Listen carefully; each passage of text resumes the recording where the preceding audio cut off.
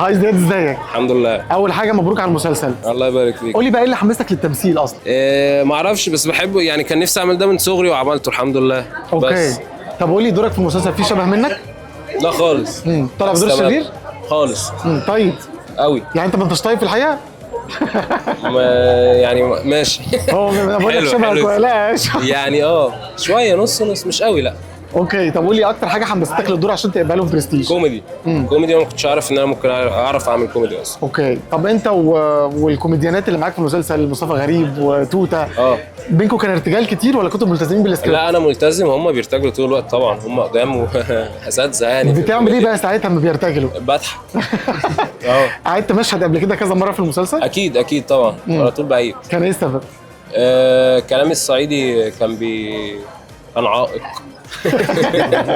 طب قول لي امتى برستيجك بينهار في اي كافيه؟ اما بيحصل ايه؟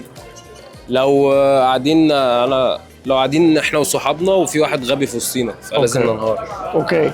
طب قول لي برستيجك بتلاقيه اكتر على المسرح وانت بتغني ولا انت ممثل؟ تحس امتى انك برستيج؟ الاثنين بحس بنفسي قوي فيهم. الاثنين بحبهم قوي.